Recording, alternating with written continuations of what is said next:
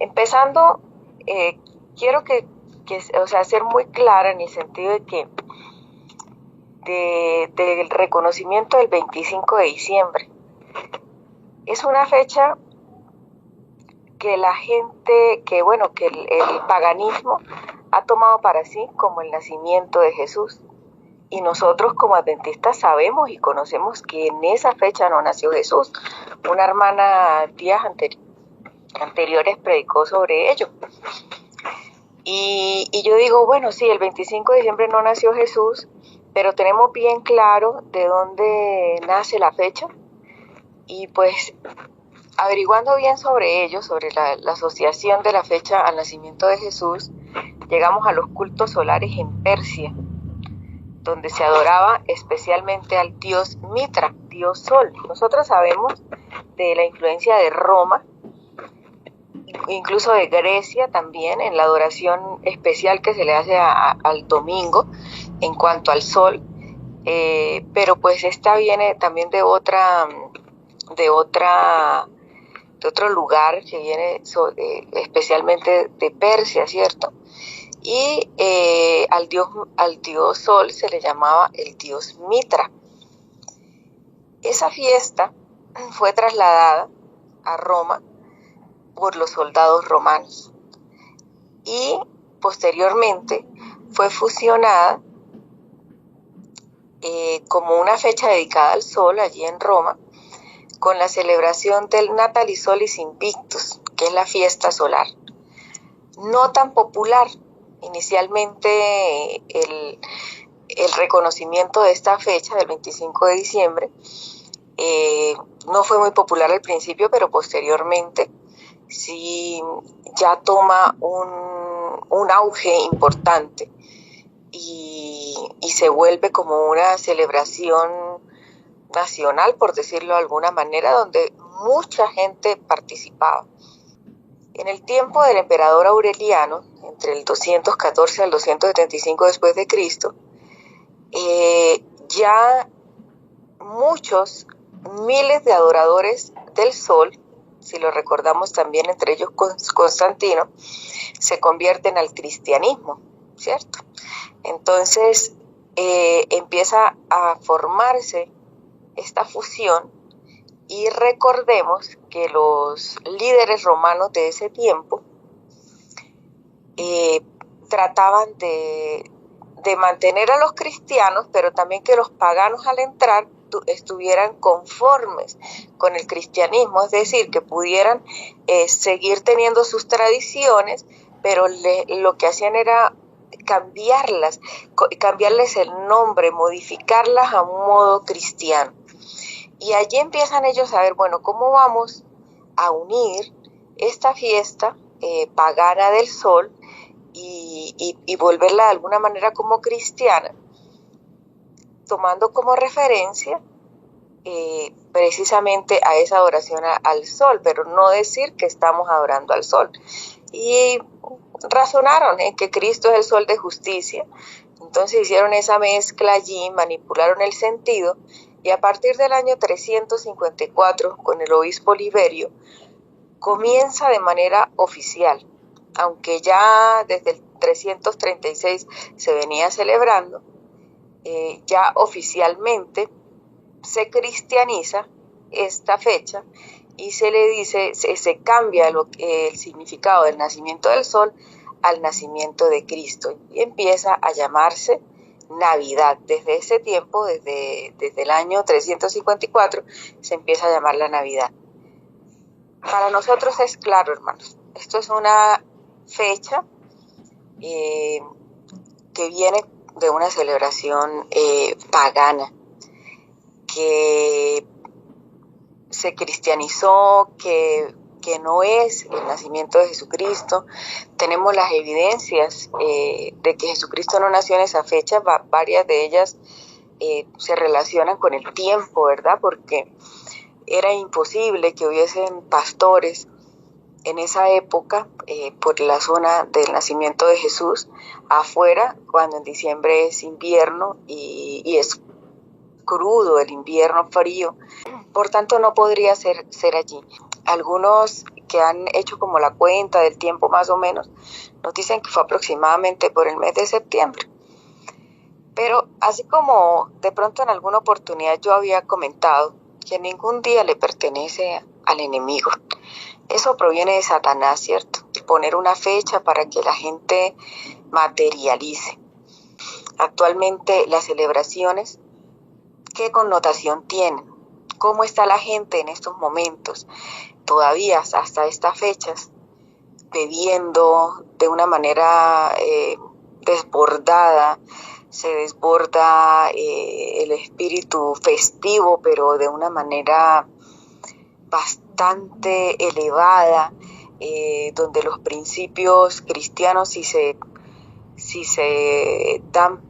tiran al piso durante todo un año en esta época, es aún peor, y vemos esa influencia satánica, ¿cierto?, en cuanto a cómo es la forma en que se hacen ese tipo de celebraciones. Pero que el paganismo esté desbordado, que el paganismo haya introducido la fecha, no le quita al hecho del nacimiento de Cristo su connotación bíblica. Aunque Cristo no nació un 25 de diciembre, el hecho del nacimiento de Jesús es bíblico, se encuentra dentro de la Biblia. Por tanto, es un hecho del que debemos hablar. A veces en mi iglesia pasa, y me parece a veces triste, que no podemos siquiera mencionar el hecho porque ya estamos celebrando la fecha pagana. Pero tampoco durante el resto del año escuchamos hablar del nacimiento de Jesús, de un acontecimiento supremamente importante. Así como Cristo en la cruz del Calvario, así como Cristo en su papel como sacerdote, así como Cristo en su papel como quien nos espera para que pasemos con Él toda una vida en la eternidad. También su nacimiento fue un hecho. También el que haya nacido en un lecho lleno de miseria, porque nacer en un pesebre es miserable. Yo conozco mucha gente humilde, pobre. Yo también, mi familia viene de cuna humilde. Y digo, por más humildes que seamos, por más de pobres que hayamos sido, todavía no conozco una persona que me haya dicho que ha nacido por allá en medio de animales, en medio de una pesebrera, en medio de esos olores que se presentan allá, inclusive la insalubridad de ello. No conozco a la primera persona. Así que Cristo escogió una forma de verdad miserable. Nosotros vemos esos pesebres tan bonitos, ahora usted ve que ponen trenes dando vueltas, unas cosas hermosas allí, hasta aeropuertos, aviones, o sea, nada que haya existido en esa época, y algo tan bonito allí en la Jesús, María, pero eso no fue bonito, eso fue un hecho bastante miserable, porque Él escogió la peor manera de nacer, la más humilde, como para que nosotros, aunque sintamos nuestras falencias, nuestras faltas, podamos ver que el Rey del Universo escogió nacer entre todas las falencias, entre todas la falta de comodidad, en una época difícil, en un tiempo difícil, que no encontró el apoyo de absolutamente nadie de esa raza por la que él venía a morir, para que le brindaran al menos un lecho limpio donde nacer, y tuvo que nacer en ese lugar tan desagradable. Ahora, les comento, es un hecho bíblico. Es una verdad, cierto, que Jesús no nació el 25 de diciembre, pero también es una verdad que los cristianos necesitamos aprovechar cada día del año, y especialmente épocas como esta, donde la atención de las personas está sobre un asunto, para hablarles del verdadero significado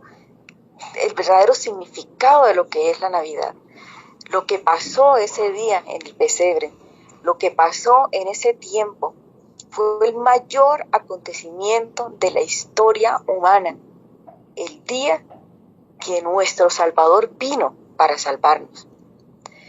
Nuestro llamado es a eso, no a ser críticos, no a separar. Y es triste porque nosotros en esta época vemos separación en nuestra iglesia en cuanto a que si nació, que si no nació, a que si se hace, que si se dice, que si no se dice. Y desaprovechamos una oportunidad importante. La gente afuera está pensando que la Navidad es regalos, que la Navidad es comprar ropa, que la Navidad es quemar pólvora, que la Navidad es tomar trago, que la Navidad es cualquier otra cosa menos lo que es.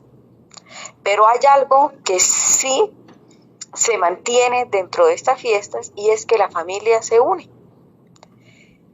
Y nosotros analizábamos el hecho de, por ejemplo, acá en el pueblo donde yo vivo, es de una tradición católica bastante arraigada y bastante fuerte.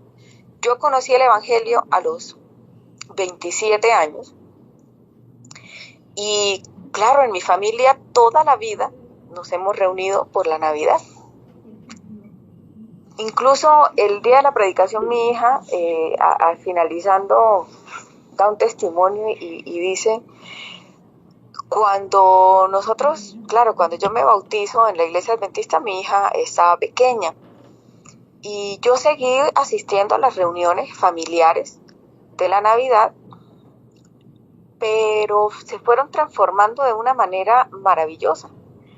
Siempre el 24 de diciembre en mi casa se hacían tamales, mi mamá los hacía, los preparaba y se hacían era tamales de cerdo, siempre, todo el tiempo ella hacía sus tamales de cerdo.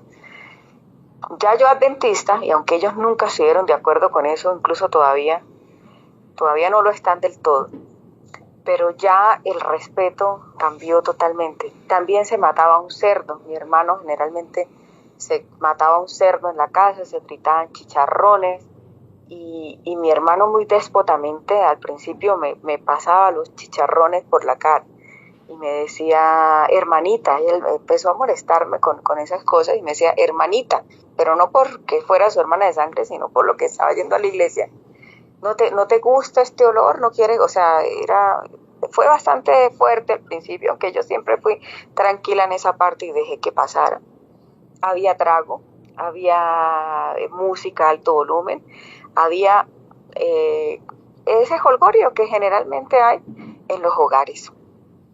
Yo siempre oré desde un inicio, sin tener mucho conocimiento al principio, pero oré desde un inicio para que Dios utilizara esos momentos para de alguna forma poder tocarles de alguna manera. Y sí se dio. Siempre a la hora de la cena, ellos prefirieron que yo orara.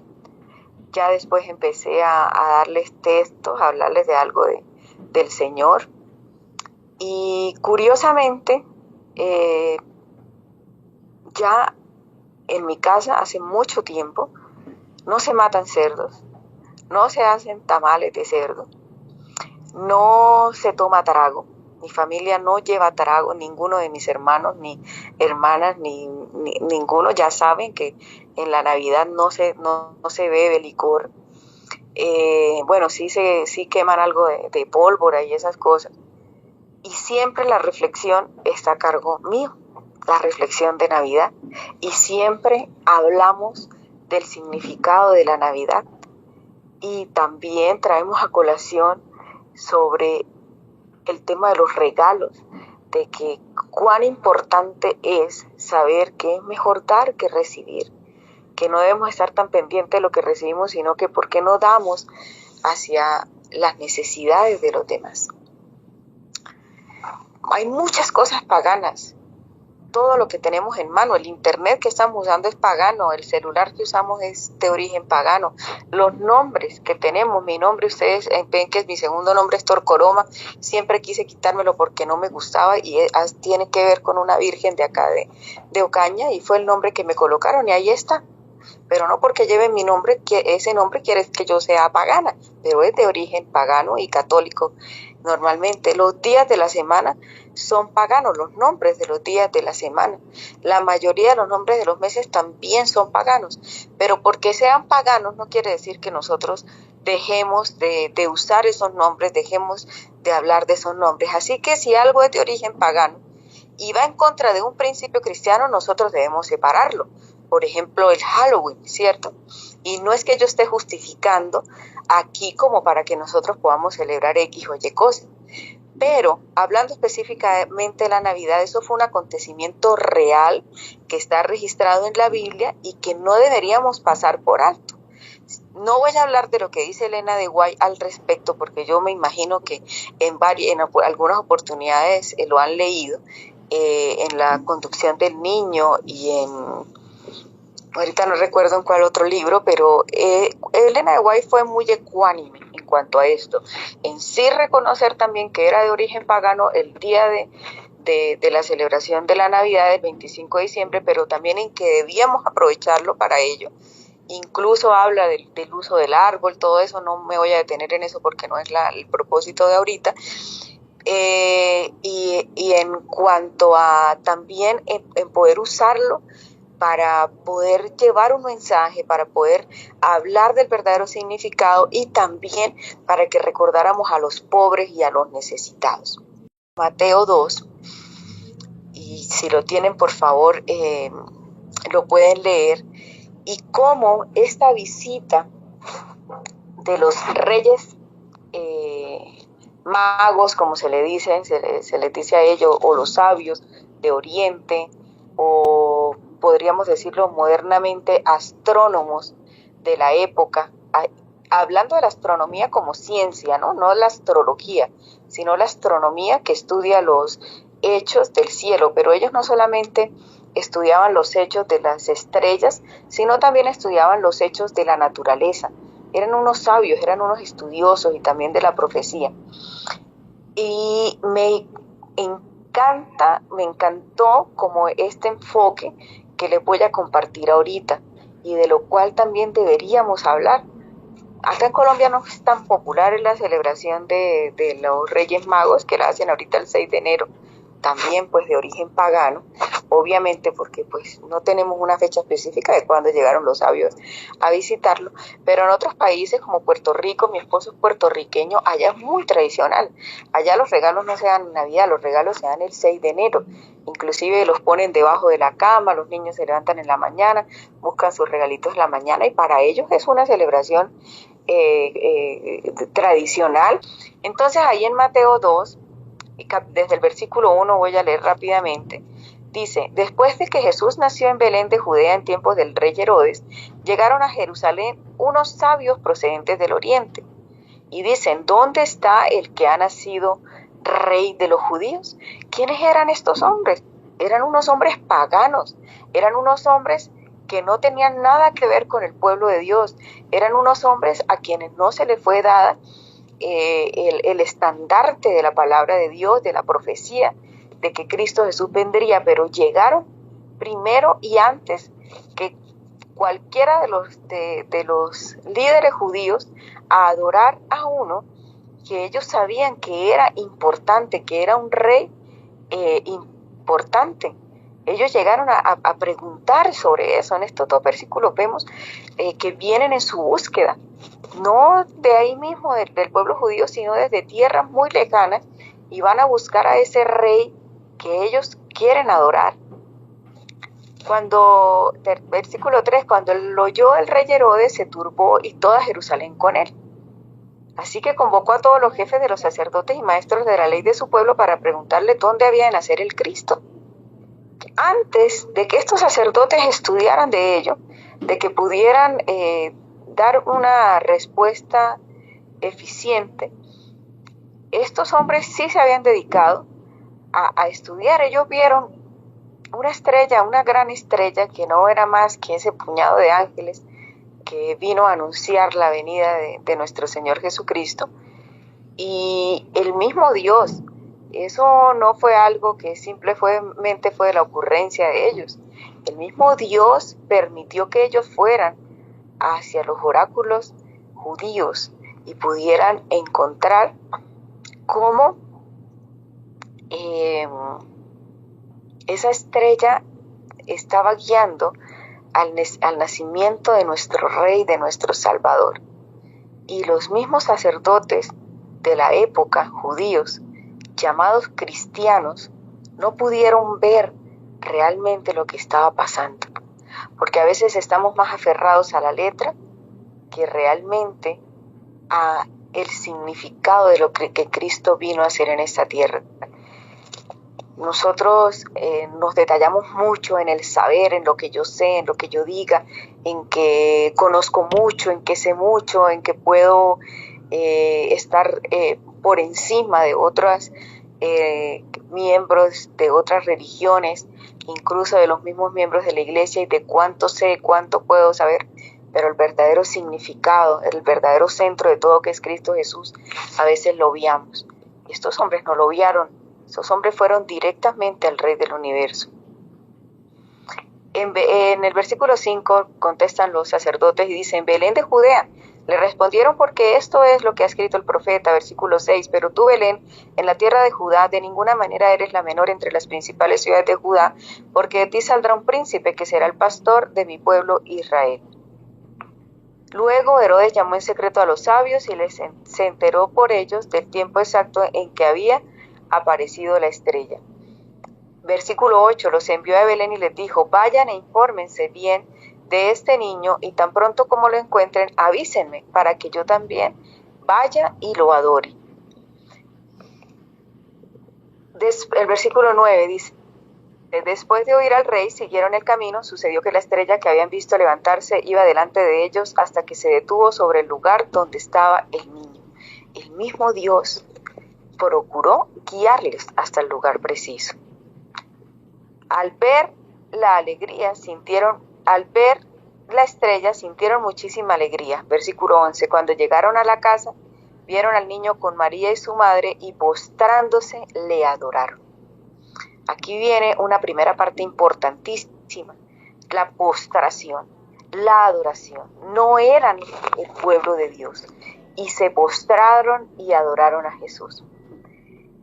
Sigue ahí la palabra de Dios diciendo: abrieron sus cofres y presentaron como regalos oro, incienso y mirra. Vamos a detenernos allí. 3 regalos: oro, incienso y mirra.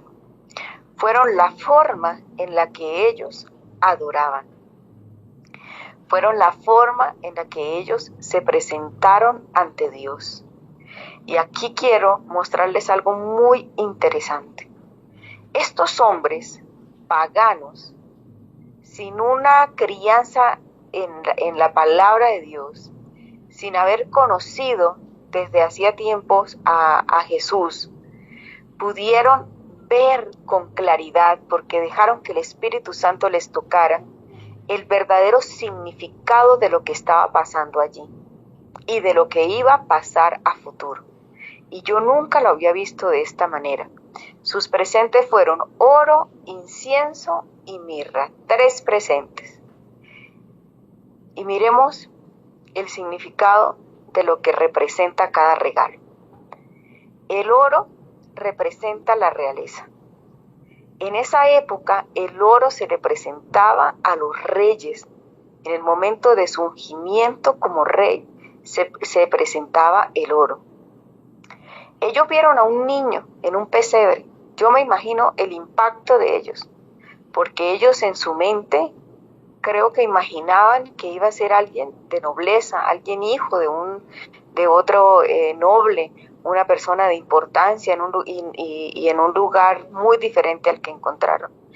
Pero eso no prejuició el hecho de que lo adoraran, porque aunque lo encontraron de esa forma, estaban claros en que sí era el rey que iba a salvar no solo al pueblo de Israel, sino a todo el mundo entero. Y ellos estaban incluidos dentro de ese mundo entero. Iba a ser su salvador. Y el oro era muy costoso en su época. El oro se les daba como ofrenda a los reyes y a los nobles, porque las personas de origen humilde no tenían acceso al oro como actualmente lo tienen las personas de nuestra época. Cualquiera puede tener oro. En esa época el oro era como de una manera específica para aquellos que merecían adoración y respeto, para aquellos que necesitaban honra, estaban honrando al Dios del universo. Ahora, aquí vemos un primer reconocimiento de ellos hacia Jesús, Rey. Incienso, también muy costoso en la época. Era una resina aromática y era usado en ritos religiosos. En la parte de los israelitas, recordemos que en el santuario se usaba para simbolizar las oraciones, ¿cierto?, de los fieles que iban hacia Dios, ¿cierto? El incienso representa esa intercesión de Cristo por nosotros. Así que estos hombres sabios del Oriente estaban reconociendo también a Jesús como nuestro sacerdote. Un hecho que se iba a dar posteriormente, ¿cierto?, en el santuario celestial, pero lo reconocían como nuestro sacerdote, como nuestro, ya hablamos de Jesús como rey y sacerdote. Dos hechos importantísimos. Moisés reconocía también a Jesucristo como nuestro rey y sacerdote. Los profetas de la antigüedad nos muestran también a un Mesías venidero como rey y sacerdote. Y estos hombres paganos nos dan un ejemplo increíble porque lo reconocieron a él de la misma manera como un rey y como un sacerdote. En ese incienso, en esa resina aromática, ellos estaban indicando también lo que a futuro iba a pasar. Era un acto que, aunque nosotros a veces pasamos desapercibido, ay sí, el oro, el incienso y la mirra, pero tenía su significado. Dios no permite algo sin un significado. No hay nada en la palabra de Dios que no tenga un significado espiritual, y esto lo tiene también. El tercer regalo, la mirra, es una sustancia perfumada también que viene de una resina, de un árbol, ¿cierto? Y era un bálsamo preciosísimo, usado para embalsamar también reyes a la hora de la muerte, costoso. También, al igual que los otros regalos que se le dieron a este rey, se le dio este bálsamo. Hay algo importante, y es que esta resina del árbol, al secarse, inicialmente era de color amarillento, pero posteriormente se colocaba de color más o menos rojizo y se formaba como una especie de lágrima. Y en la época, dado a esa forma que tomaba, también hicieron unos recipientes que eran de color rojo y que eran en forma de lágrima. ¿Y qué nos puede a nosotros connotar esa forma natural que ella obtenía, pero que también la hicieron artificial, pues en el vaso que contenía, donde ellos introducían este precioso producto? Y pues bueno, la sangre de Jesús era roja, ¿cierto? Las lágrimas simbolizan el dolor que él iba a sufrir. Y la mirra era usada para perfumar, para embalsamar a las personas muertas. Lo que nos deja ver que Jesús iba a morir, a sufrir por nosotros, a derramar su sangre por nosotros. Si nosotros no podemos encontrar en un mensaje bíblico a Jesucristo y su obra redentora, debemos orar mucho para que el Espíritu Santo nos ayude a verlo. Estos reyes entendieron quién es Jesús, como rey, como sacerdote, como un sacrificio de perdón y salvación. Jesús es el rey, Jesús es el sacerdote y es el sacrificio para el perdón y salvación. Esta época, nosotros debemos permitir que Cristo esté en nuestro corazón. No se trata de casas iluminadas, sino de un corazón iluminado. No se trata de dar regalos, sino de recibir el mayor regalo, que es Cristo.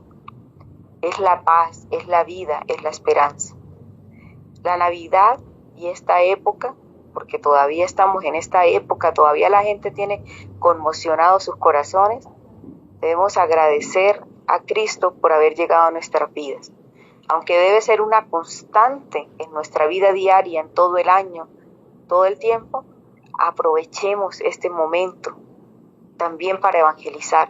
Así como en Semana Santa también debemos aprovechar el tiempo para tener campañas alusivas al verdadero sentido de lo que fue la muerte de Cristo en la cruz del Calvario. Y así como muchas otras épocas del año también debiéramos aprovechar para evangelizar, para hablar, para mirar lo que la gente está viendo y cambiarles el chip, cambiarles el sentido y llevarlos al sentido real de lo que son las cosas. También en este tiempo debemos tratar de acercarnos más a las personas en vez de alejarnos. Un sentido de que, oiga, no, mire, este día no es, no sé qué, que Eso lo sabemos y lo conocemos nosotros, y más adelante en la evangelización, en los estudios, nosotros podemos aclararle esos temas a las personas, pero no es el momento para chocar, es el momento para abrazar, es el momento para recibir. Este tiempo la gente está sensible, en este tiempo la gente espera mensajes, espera cariño, que les hablemos palabras amables. Entonces aprovechemos el tiempo y hablemos de ese Jesús que nació, que murió por nosotros y que también está haciendo su trabajo intercesor para que nosotros podamos ser salvos y un día vayamos con Él a la Canaán celestial.